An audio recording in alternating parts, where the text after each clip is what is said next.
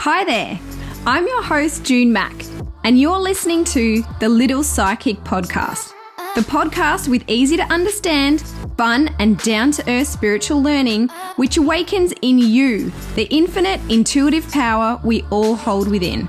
Little Psychic, I hope to ignite, nurture and drive your own psychic expansion. Are you ready? Are you someone who is constantly seeing repetitive numbers such as 111 or 444? Do you keep finding coins, or maybe you always see feathers in your path? Then I have no doubt you are receiving messages from Spirit. But what does it all mean? In this episode 12 of the Little Psychic Podcast called Understanding Spirit Talk, I talk about some of the ways you might start to or may already be receiving communication from Spirit. I share some of my favorite tips and stories around understanding the unique language from the other side. I hope you enjoy. This episode is brought to you by the Little Psychic Beginners course, which is the how-to intuitive expansion course for any wannabe psychic. For those really wanting to hone in and improve on their intuition, understand and begin using their psychic senses, tap into psychic abilities, and start a connection with and learn how to work harmoniously with your own spirit guides. And that's just the beginning. All learn at your own pace or in your own time, plus access to live psychic coaching and practice, which is adjusted to each individual. The opportunity of working with me in a group or one-on-one, plus a hugely supportive community, which will ensure your continual development. This is the program that has made what you thought was impossible, possible. There are many newly awakened psychics and mediums all across Australia. If you're feeling the calling for whatever reason and you just know it's time, head to junemack.com/Little Psychic School. Hello, and welcome to the Little Psychic Podcast with June Mack. I am so excited to be back. You may, if you have been a previous listener, have noticed the name change. This was the Fully Woo podcast, same me, same woo-woo talk, but I have changed a lot of my branding and in compliance with the Little Psychic School, which is my new membership and program, the Little Psychic Podcast just made more sense. We are talking about many things psychic, many things spiritual, many things mediumship. It kind of all falls under the same banner, right? Not that I don't appreciate everything the Fully Woo podcast did for me. As we all evolve and change, I just felt that we needed a new name. So I hope you vibe with it. I hope you like the new graphics and the new colors and everything. And it has been a while. So if you don't know me, my name is June Mack. I am a psychic, clairvoyant, energy healer, Reiki master. But more recently, there's been a lot going on. I actually am not really entirely sure where to start. I have started calling myself a psychic expansion teacher, which is basically just that. I help you to expand your own psychic abilities. Intuition mentor, so love to help you on your own journey with your intuition in terms of your, psychic abilities, mediumship abilities, healing abilities, whatever it is. My favorite thing to do, honestly, is to assist people with that type of awakening. I will get a little bit more into that because that just really excites me. But it's been a while. It's been about 7 months since I have recorded a podcast episode and I have missed it so much and I have been meaning to come back to this, right? But life, it's been so great. The reason why it's been so long, I started to get really busy with readings, which is fantastic, right? Absolutely so grateful. I've had the time of my life. My business did better than it's ever done in 2022, so last year. And what actually happened, because I was working so much, I just had no time to work on my business. I was working in it, and this happens to a lot of small business owners. You have the time to work in it, but then where's the time to work on it? So I'll give you a little update of kind of what I have decided this year in 2023 so that I could still work on the stuff that I love. Not that I don't love readings, I love them so much, and it actually took me quite a while to let them go. But for the time being, that is some big news. I have let them go. And this is the first time I think I would be saying this publicly. So basically since last November, actually, which may have been the time I recorded my last podcast episode. So yeah, it's been 7 months. I was starting to get little nudges from my spirit team that it's time to step back for a little while from readings so that you could make time, or that I could make time, to teach more. And so what was happening, I had my session clients, so my reading clients, my healing clients, many who would come back, for maintenance every month, every 5 weeks, just to check in and have a little re-energy tweaking. And, they were doing great. And I already miss that so much. But because I was doing that, because I was also doing my one-on-one psychic mentoring, because I was also doing programs and running little courses and workshops and what have you, the time to work on my business just wasn't there. I just had enough time, for my family. Things got really crazy busy, and my spirit guides basically said, we want you to reach more people.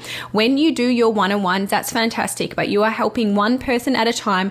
When you do readings, you only have so much energy. So basically, I had enough energy to probably do 3 hours worth of channeling a day. So this is what people don't realize. I think, oh my gosh, you charge, not that I think that my prices are extremely high.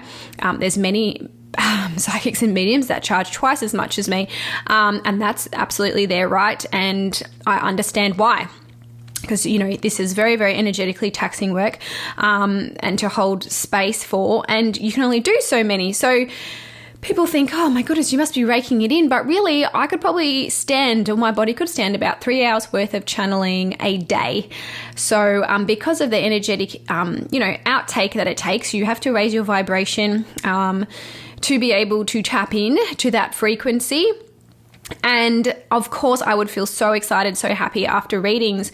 But over time, especially if you would do a few days a week, it was taking a lot of my energy, and then I didn't feel like doing, other things as well, or I didn't feel like I was able to give my best in terms of, like even just running little freebie little workshops or little master classes. I had no time to do any of that, and not everyone can afford to pay for this work, and I loved to be able to give the free content. So like my podcast, for example, I just had no time for that.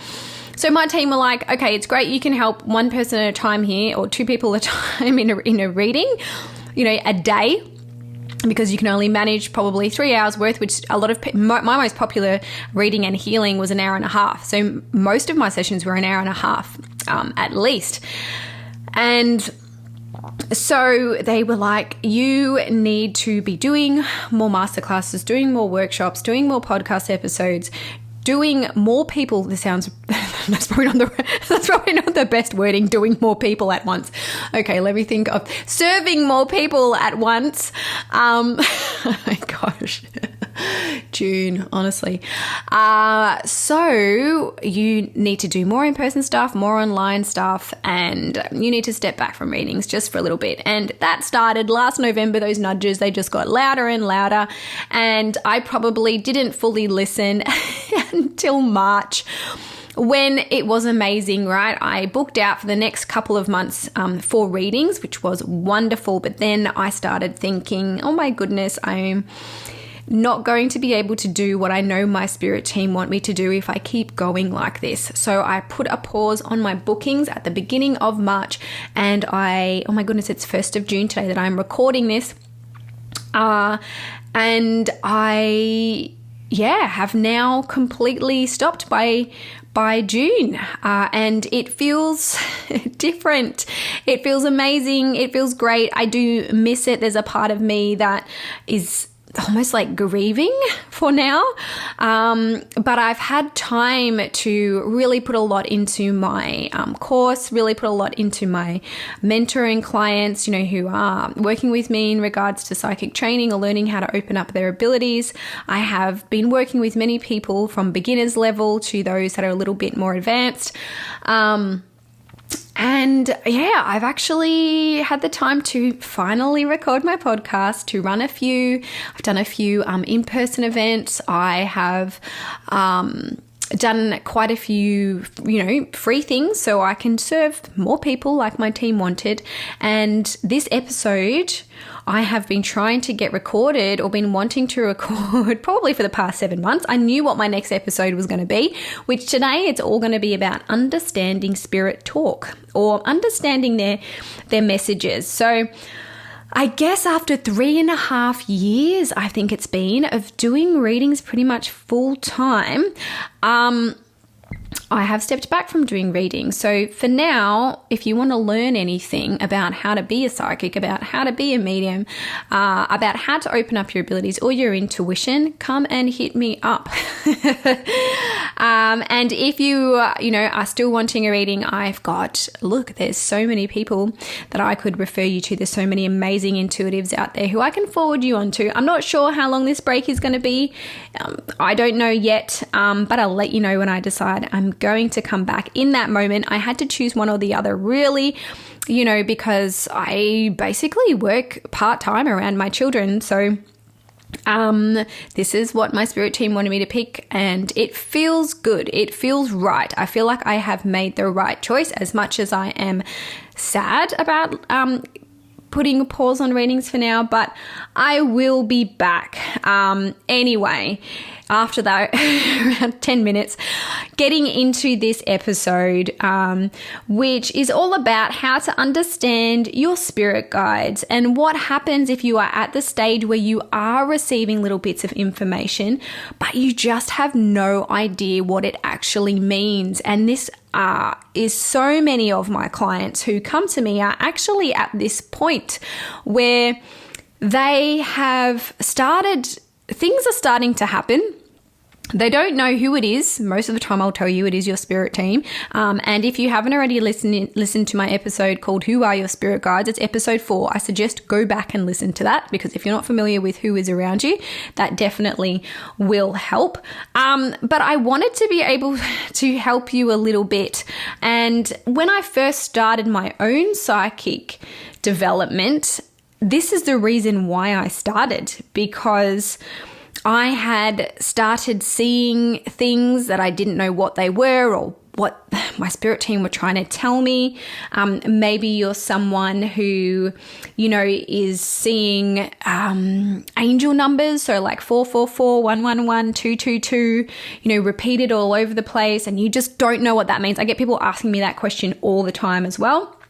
So I thought I would take you on a little bit of my journey and how I started to be able to decipher messages from my spirit guides and from past over spirit. It takes time for most people. Some people get it right away. Majority of people, I would say, especially if you're not familiar with this field or this work, this is where development takes time. And this is where, even if you're not going to work with me as a mentor, you're not interested in it, this is where you can really benefit from someone holding your hand through it. Your development is going to be so much quicker, because your person who can help you through it is already familiar with how spirit guides communicate. So, and it's, for me, it's still going on. I'm still figuring out at times, what on earth do my spirit team mean? It's a continual learning process, but if you keep working on it, right, it's only going to get easier. So how it works in readings, I guess. How it works for me in reading. So basically, in terms of spirit guide communication, when I would do a read, for example, your spirit guides or my spirit guides are the ones that are communicating to me the information from my sitter or from my client who's sitting across from me. And for me, how it works, I receive a mixture of images. So clairvoyant images, I hear words, or sounds sometimes. I feel emotions, and I also just know things. So I have a mixture of most of the psychic clairs, which I do. There is another episode that I have. I think it's called Getting to Know Your Own Psychic Senses. It might be number 5 or 6. I can't remember. If you want to learn a little bit more about psychic senses. But I receive a mixture of these symbols. A lot of the images I see are very symbolic. Symbols, sounds, feelings, emotions all at once. And I have to put them all together and interpret what's coming through. It really is. I used to call myself spirit guide interpreter, because really it's like interpreting a different language. And that's how, and my spirit guides and your spirit guides will start to learn how you work over time. But you need to sort of work on this relationship and work on this understanding between the two of you. So everyone's guides are going to communicate to their person differently, because the way we all receive intuitive information is different. So the way I hear sounds or voices is in my own voice, inside my own head, not generally outside of my ears. And I see images. I'm able to play things out like movies, but with spirit guide communication, it's almost like very, very subtle. Blink and you'll miss the image, and I have to pick that up and try and interpret what it is they're trying to get across. So without going into so much detail, but honestly, during a reading, I will come out with one sentence, and from that one sentence, I would probably have picked that up from the little subtle image that was there in like a blink. But why spirit guide communication is so different, is so weird. They are not human, right? They are spirit. Most of them don't speak like us. And even passed over spirit. So if you are, a medium and you're able to communicate with passed over spirit, it's almost like the passed over spirit, they are also, especially if they're a new passed over spirit, they also have to relearn how to communicate with us, because they don't have a voice box anymore. They don't have a physical body. And there are some people who literally hear it plain as day. For most psychics and mediums, it doesn't come through this way. But your spirit guides, when they help me in mediumship readings, if I don't understand what a spirit is trying to say, it's like my spirit guides know how I work, and they will get that spirit they'll almost filter the information coming from the passed over spirit in a way that then I can understand. So this is why creating this relationship with your spirit guides is pretty cool, because if you can start to work on it and figure it out, you can communicate backwards and forwards. You can receive intuitive information. So obviously, even if you don't want to do readings, for yourself, to be able to, make decisions, to be able to understand why something is happening. It's life-changing. But everyone's guides are very different as to how they will communicate. So I don't want you to listen to this and think, oh, well, my team, or I'm not receiving it like that. So June said it's supposed to happen this way, so that must not be what it means. Everyone's guides are different, because we are all different.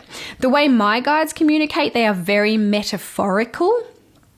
So a lot of spirit teams that I have encountered are metaphorically speaking. What I mean by that is they will go a long and beautiful way of explaining something very simple. Just remember, they are supreme energetic beings. Of course, the information that's going to come through is going to be super extra, super wise, and they are beings of light and love and extra beautiful. It's just, sometimes the way it comes through is so emotional. It comes with a lot of emotion. It's when you learn their language, it's almost,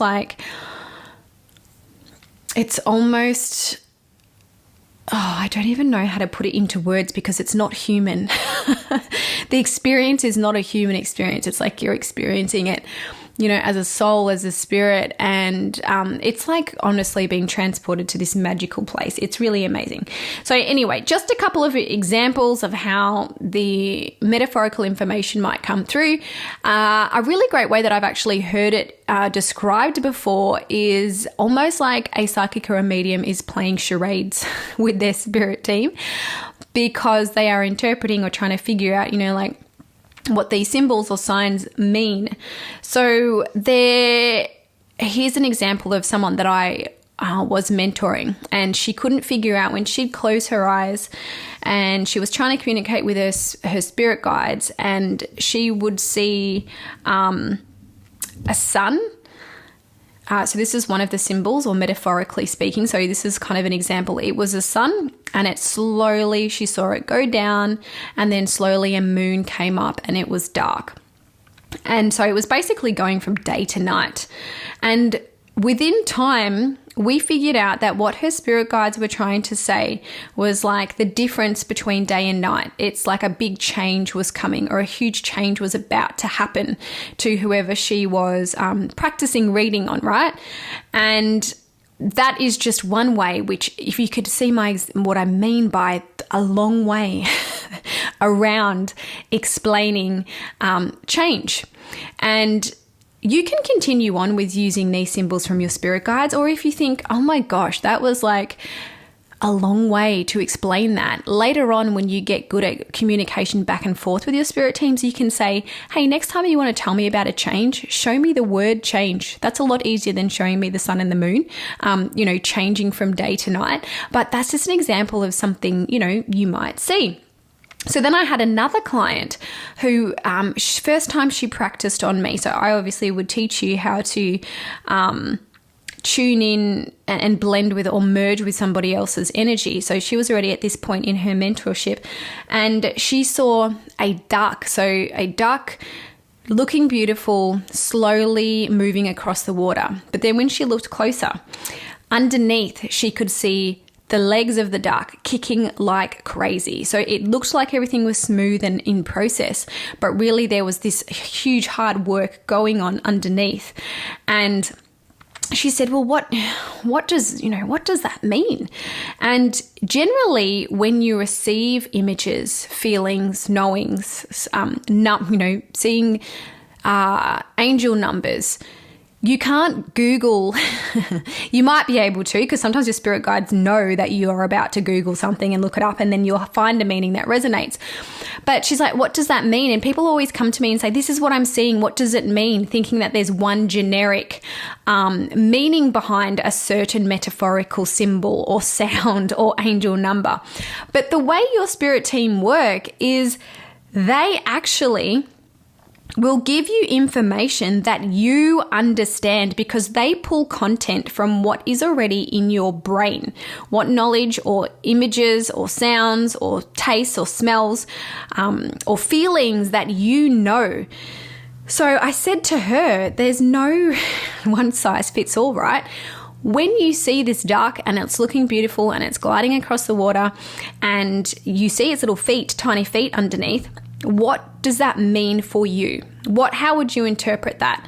And she said, so the feeling I get that comes with this is that this person looks like they're not doing much work. It looks like what they're doing is so easy to other people, which actually it was me.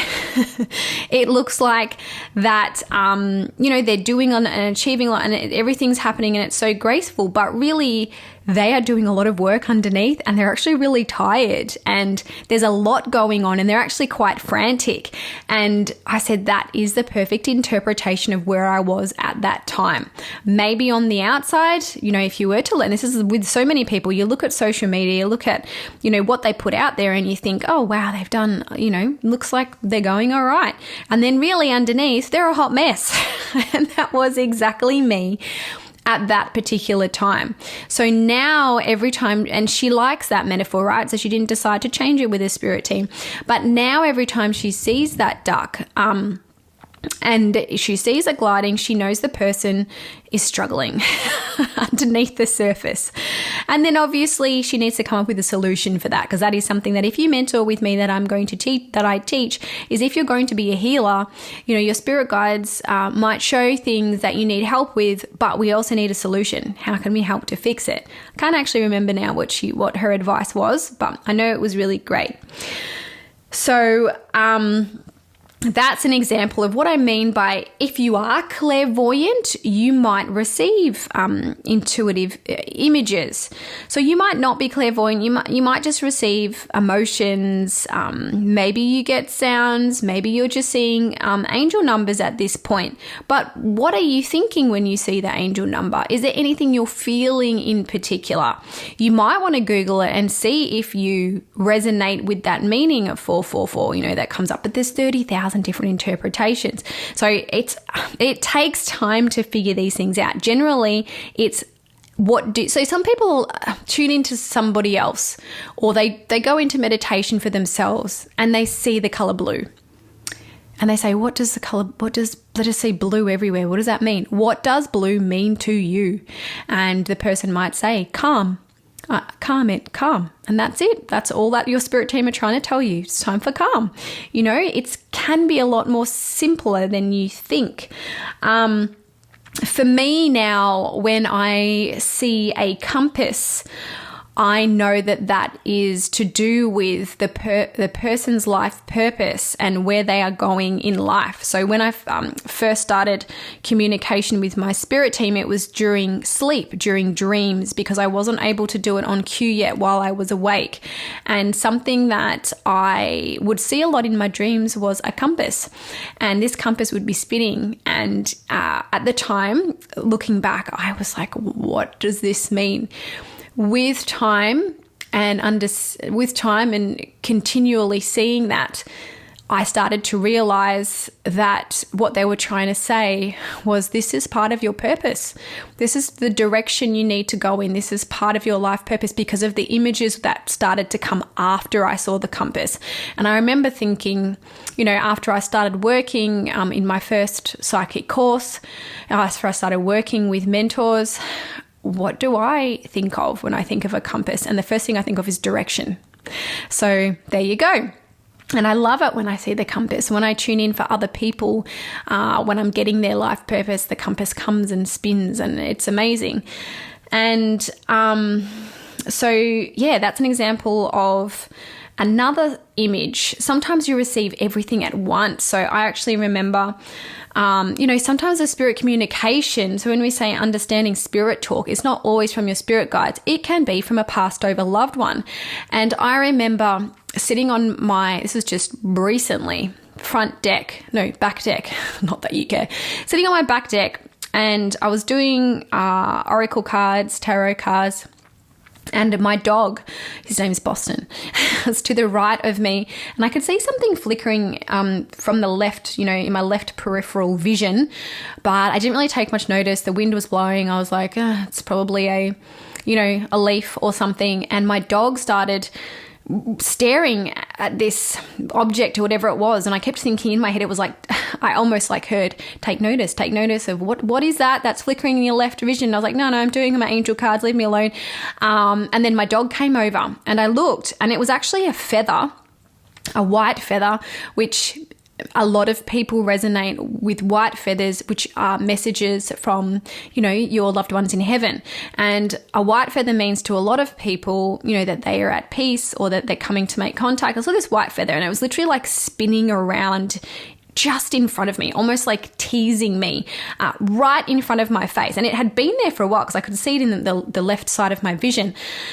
And I thought, oh, okay, wow, that's weird. My dog's, paying attention to it. When animals pay attention to these things, they're very open to the spirit world. Pay attention, right? Dog's looking at it, tripped out. I'm looking at this feather, and it's literally spinning almost really, really weirdly in front of my face. And I reached my hand out and I grabbed it. And as soon as I grabbed it, it was like I felt, smelt, saw, and heard my dad all at once. It was the most amazing feeling. I smelled, he used to use this it was like baby oil in his hair, and he'd slick it back. And it's like I smelt that baby oil. I felt him there. I saw him. And it was like everything all at once, just in that one grab of the feather. In a split second, I just had it was almost like 10 different experiences of my dad in one. And I knew straight away that feather was from my dad, just telling me that he was around. It was nothing. Well, of course it's huge, because any message I get from, Passover Spirit is amazing. But I just knew straight away, and I thought, I have never experienced anything like that. It was so strong. It was almost like a jolt of all this information at once. And that is a way that he communicated with me. So if you are ever just standing there and all of a sudden you start thinking about, your grandfather who's in spirit, or your grandmother, and maybe you smell them, maybe you smell mints, or my dad used to smell like barley sugar a lot. He always had barley sugars in his pocket, or mints in his pocket. Or, you smell a certain perfume, or all of a sudden their song comes on the radio. I have no doubt that is them. And that is the way that they communicate with you. It's not going to be like you're all of a sudden going to open your eyes and your, passed over mother's just going to be standing there. Not usually. It will be something a lot different, because they're communicating differently now, remember. They are in spirit. They're not in human form. They can... what's the word? Warp the matrix, or almost like adjust things that are happening. You might see, I've mentioned before on my social media, for my dad, it's pigeons. A pigeon might show up and you just know that they're around.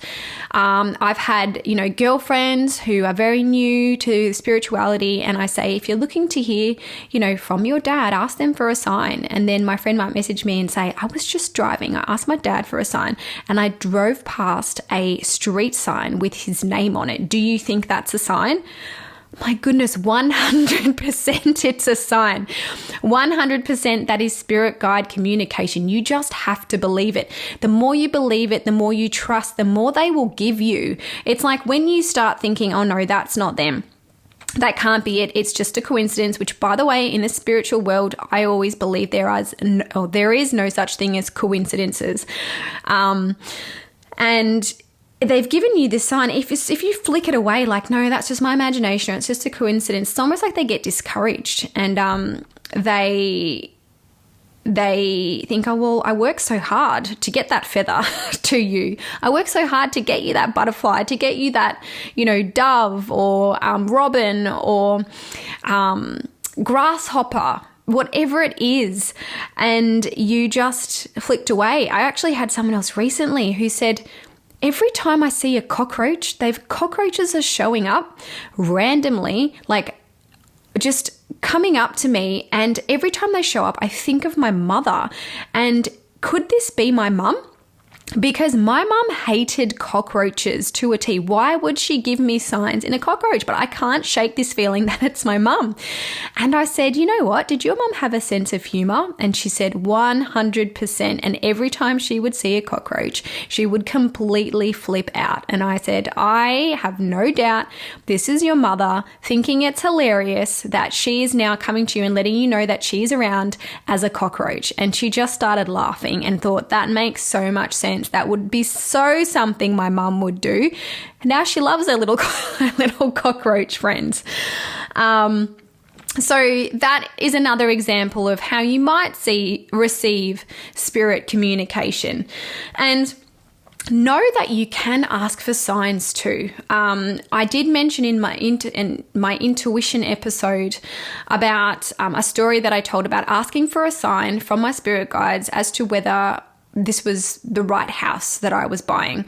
So if you want to hear that story, go back to The Magic of Intuition. I've plugged about another 3 of my podcast episodes on here, but I just don't want to tell the same story more than once.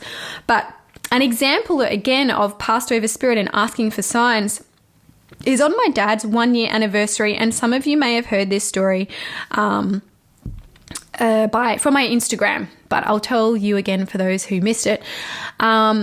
On my dad's 1-year anniversary this year, so January 11. So I said to Dad, I haven't heard from you in a little while. Like sometimes I get so many signs. He visits me in my dreams really often. And then other times it sort of goes a bit quiet. And on his 1-year anniversary, just before that, it had been a bit quiet from him. And I said, I would love to have a sign from you, Dad, that you're okay, that you're still going all right. I miss you kind of intruding in my dreams. I would love a sign from you. So that night, the night of his 1-year death anniversary, I woke up and with my clairvoyance, I saw a moth flying around in front of my face, a black moth. And I looked at it and straight away I knew it was from Dad. And I said, oh gosh, thanks, Dad. Thank you. Thank you for that sign. And I rolled over and I went back to sleep because I was tired, right? In the morning, human brain kicks in and I think, why is Dad sending me a moth? So similar to the cockroach story, a moth means nothing much to me. They go towards the light. So I get that enlightenment, a black moth, and it was a big black moth.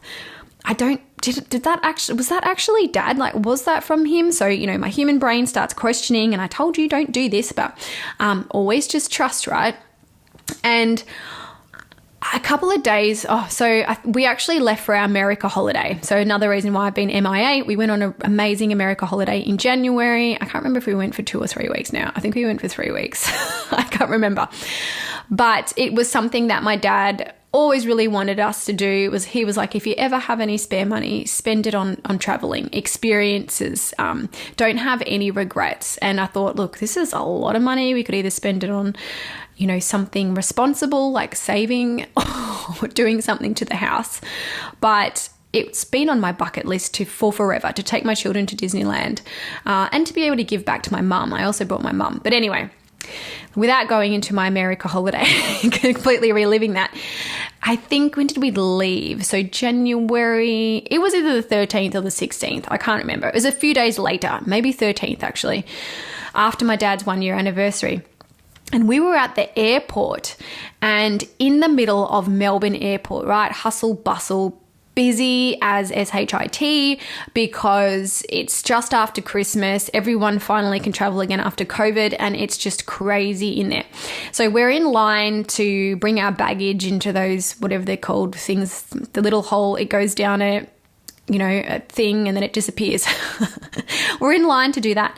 We're just standing there. We've been in line for a while and my oldest daughter just starts yelling out, oh my gosh, Mom, look, a giant black moth.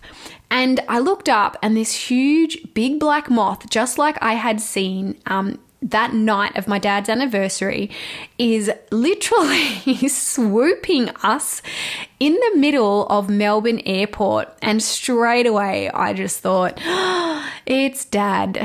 There's Dad's sign. There's Dad's black moth. He's letting us know he's here. It's not like every day you see a big black moth, full stop. Second of all, in the middle of in the city of a busy airport, how did it even get in here? And it swooped us a few times and it went. And Mum, right? So I didn't tell anyone about this, seeing this big black moth, because I thought I was questioning it. I didn't tell anybody. And Mum straight away walks up to me, moves a bit closer and goes, that's John, which was my dad's name. And I just looked at her and I said, oh my gosh, I've got a story to tell you. So I had to tell her about what had happened, a couple of nights before. And so she just knew straight away too. She was like, that's John. And he's just telling us that he's here with us. He's here coming on this holiday. He's going. And I felt him around the entire trip. And the entire trip, me and my husband were calling him Jesus John, which I hope, no one takes offense to, but we were calling him that because things would just work out. And we were like, that is so Dad helping us get to the front of this line in Disneyland, we were waiting to see Minnie Mouse and we couldn't find her anywhere. My youngest daughter all she was dying to do was see Minnie Mouse all day. And I think, oh my gosh, if we can't go, we were at Disneyland, all she wanted to come here for was to see Minnie Mouse. We're about to leave. We walk around the corner just as Minnie Mouse is coming out of her little dressing room and we were first in line and we were like, what is that for timing? How did that even happen? Jesus, John. So he was there throughout our whole holiday. So that's just an example of asking for a sign and receiving it and a lesson for me to just trust what you get from spirit. And even if you don't see things clairvoyantly, maybe you see them, ask for them in your dreams, because it's an easy way for spirits to get to you because you're extremely high vibration. Your analytical mind is switched off during this time. If you don't have clairvoyance, you don't see things, you might you might get the pigeon or a feather or something, or a song just comes on and it just, reminds you of your passed over loved one, or it's your spirit guides, a spirit team saying, you might find money. A lot of people find 5 cents, 10 cents on the ground, and this is how they communicate. This is spirit guide talk. So, that is just an example. Dreams are really a great place to start with asking for receiving messages.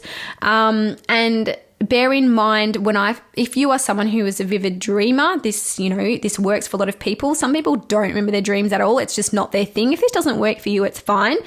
But know that when the communication starts, I would suggest keeping a dream diary or a diary for if you do receive messages, and start documenting them.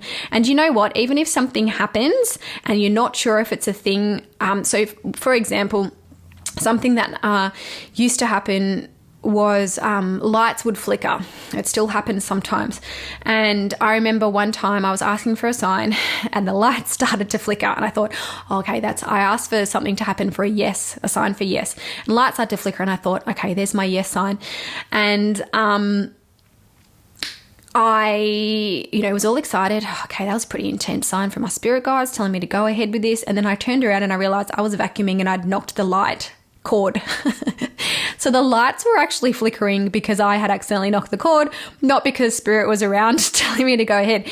So because I thought that, and because I thought it was a thing, what your spirit team does, or sometimes your passed over loved ones do, if you think it was a sign, even if it wasn't, they start to make it a sign, because they are here working for you. They want you to understand what it is they're coming across, and they are working for you. So they always want to help you out. And so from then on, because I thought that was a thing, I don't know if it's like a little bit of their sense of humor as well. A lot of the time when I'm looking for a sign, if I should be going ahead with something, and I'm looking for that yes, and I say, I might say during meditation, let me know, and I don't receive anything during my meditation, then that night the light next to me might start flickering, and I know that's my spirit team saying, yes, you are to go ahead with whatever it is. So they made it a thing.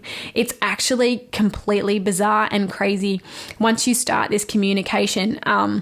It's almost like when it first started happening, especially with the dreams, I just could not believe that this was happening. Obviously now I'm used to it, but when I first started my development, I just couldn't believe. I still sometimes I'm like, I can't believe that happened, So if you decide to open your dreams up to your spirit guides, make sure you are very, very clear. I would like to start receiving information, but be very clear about who. With my spirit guides only, or, this passed over loved one only, or any being that has my highest good or highest intention as their intention only, because we don't want to be like open mic night, at the local pub where anyone can just show up. Be very specific about who you are inviting in. So without going further into that, that's just some advice that I will have.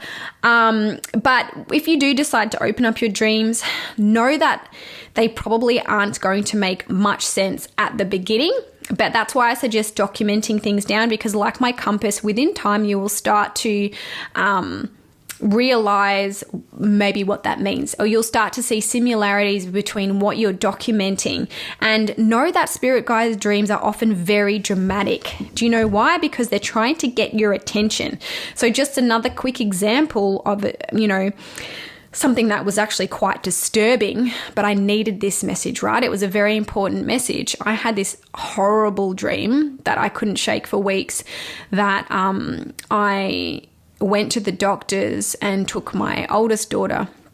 And so this is when she was 3. She's now 9, but she was only 3 years old. And I had this dream that I took her to the doctors, and the doctor said, your daughter has a blood disorder, like leukemia. And I was just, as you would be, absolutely devastated. And I woke up crying, woke up with the most horrible horrible feeling that I couldn't shake for days. I was absolutely petrified, and I'd taken her for a result of a blood test, right? And I had been thinking, I'd had this intuitive nudge for months, take your daughter to get a blood test, right? She's very, very tired all the time. You need to take her to get a blood test. But I was thinking, how can I take a 3-year-old for a blood test? How is this going to be possible? I only really listened when I had that horrible dream because I was so frightened. So I took her to the doctors, got her a blood test, and it came back, and luckily it was very, very low iron. So my spirit team were trying to tell me, take her to the doctors, get her blood test taken because you need to, she has got an issue, but you're not listening to us and these intuitive nudges we're giving. So now we're going to give you a dream that's going to make you do it. So sometimes you will receive dreams and you think, why would my spirit guides send me that horrible or sometimes, disturbing or dramatic dream? And it's to get your attention. And that 100% got my attention. And I was able to sort it out and get her better and start figuring out, well, why is her iron low? And from then on, it just really triggered this whole chain reaction of we figured out she had food intolerances and that's why she wasn't absorbing iron, and we took her off certain foods and her iron finally is stable. But can you imagine a 3-year-old? It's meant to be minimum like 40 and it was 8. Poor thing. No wonder why she was so tired and run down and getting sick all the time. But that's an example of what can happen during dreams. Or if you don't understand to begin with, within time they will start making sense. But what actually I would say moving forward is what was I actually? I've completely had a brain fart. What I would say moving forward is what actually happens is when you start figuring out what little emotions, what little feelings mean, or maybe just assigning something to what you think it means, and then your spirit team will go, okay, they think when she feels goosebumps, for example, so with me, that we're near. So we're going to make it, whenever we come near, we'll make her feel goosebumps because that's what they do, right? So once you start assigning things, you can actually find later on in your development, you don't have to take signs or symbols or metaphors. You can actually say, it's almost like a two-way conversation. So during readings, I will say to my spirit guides, I don't understand that symbol, or I don't understand that emotion that you're giving me. Please give it to me in a different way, or show me a different image, or use a different clair. So use a different psychic sense. You're showing me an image, but I don't get it. Show it to me in my knowing. And I might just know all of a sudden what they're trying to get across, or I might hear a word and I'll go, that's what you're trying to say. So later on, when your communication gets better with your team, know that it's not just to take that sign or symbol and that's it. You can go backwards and forwards. It's like a conversation. So the more you actually, I was saying as well that what you get in the knowledge you have in your head, that is what they use to give you information. So sometimes you'll start to receive things and you won't know, and you will have to do some research around it. So what actually started happening with me a little bit was during, meditation, and I was seeing past lives, I started seeing, monks in a red robe instead of an orange one. And I thought, I've seen monks with orange robes before. What does it mean when they're in red? And I had to do some research around, what area these monks with red robes have. Or I'd even seen a gypsy, I'd seen a hat, a certain type of hat in one of my meditations, one of my past life meditations that I had seen. And this certain hat, I thought, I feel like I'm in, I feel like I'm a gypsy, or I feel like I'm around gypsies, but I'm not entirely sure. So I did some research and literally Googled young boy gypsy hat, and that was the hat that I had seen in my meditation. So I knew that this was my spirit team trying to show me a life as a gypsy. And then moving forward, I now had that knowledge that if I'm tapping into somebody else in their past life and I see this hat, I know this is their life as a gypsy. So I started learning all these things from history, about monks, about torture, even equipment, about different time eras, because I started having to research. I started seeing goddesses, with many arms. And I was thinking, who's that? And I researched, many arms, goddess, that's goddess Lakshmi. So that research actually helped me moving forward in readings, in terms of tuning into things for myself, in terms of just general knowledge around history, because I had to research, I had to add to my memory bank. So moving forward, I guess, try not to, if you are going to start communication with your spirit guides or your passed over loved ones, go in really big with a big question and get really frustrated and give up. Like any relationship, it takes time to build on them. So take your time and start with small questions. If you are going to ask for small questions, or ask for small signs.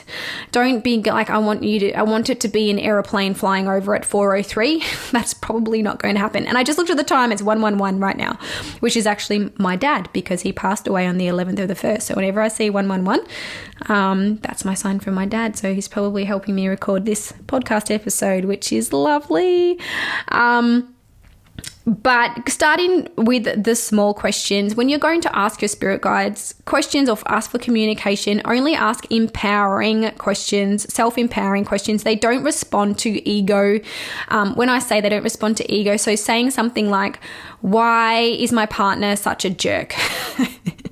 Your spirit team are not going to respond. Not that my partner is not a jerk, he's beautiful, but your spirit team is not going to respond to this type of communication. Something self-empowering, something that puts the learning back on you, such as, what can I do myself to better understand why my partner reacts the way he does?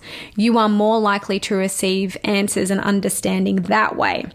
Know that you always have boundaries with your spirit team. So go back and listen to Boundaries with Spirit. Here's another plug or another episode. I think it's episode 9. If things start happening that you're not comfortable with, if you want to know more ways that you can go deeper into any of this work, head to junemac.com, click on the little work with me tab and you'll see there, or feel free to reach out to me, because I have to stop because I'm hitting 49 minutes of recording now, and I feel like I've just scraped the surface in terms of spirit guide communication, or your passed over spirit or loved ones in spirit talk, or how to understand what it is that they're saying. So if you do have any questions, feel free to reach out.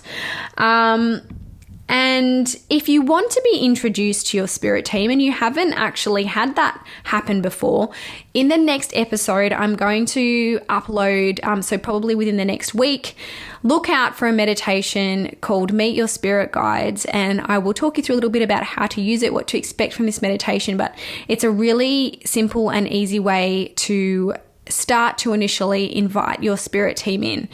So as in your own spirit guide. So I hope you really enjoy it. I hope this episode has been somewhat helpful, and just be aware that to be open is probably the biggest piece of advice that I would have to give. Be really open to the way that you receive messages, because you might get a whole bunch of things at once. You might only be one thing. It might be a ladybug, but just trust. And from now on, if you think it's a thing, make it a thing, because your spirit guides love gratitude. Spirit, when you put out that gratitude, I received that feather. Thank you. I saw those angel numbers. Thank you. And I literally feel my spirit team coming in as I'm saying it. I can feel. So my confirmation when they are around us is goosebumps. So that's what you would call a calling card of when your spirit team's stepping close. And it's different for everybody. But for me, I get shivers. I get goosebumps everywhere. And as I'm saying this, I can feel goosebumps all over me right now. So they love it when you say thank you. It actually raises your vibration instantly, gratitude, and it helps you to merge with other energies a lot easier. So this is also why a lot of the time you'll notice that people who are super connected to spirit are also people who are extremely grateful. So keep up with the gratitude. They love the gratitude. They get turned off when they give you something and you disregard it or chuck it away. So make everything a thing from now on and keep up with saying thank you and with that gratitude. So I hope that helps. I hope you enjoyed this episode, and I can't wait to connect with you again. It's felt really good to be back. I thought this was going to be, as per usual, a short 40 to 45 minute episode, and I'm now, what am I at, 52 minutes, but thank you. It's felt amazing, and thank you for being those that have been listening previously so patient. And I will chat to you all soon. See you later, guys.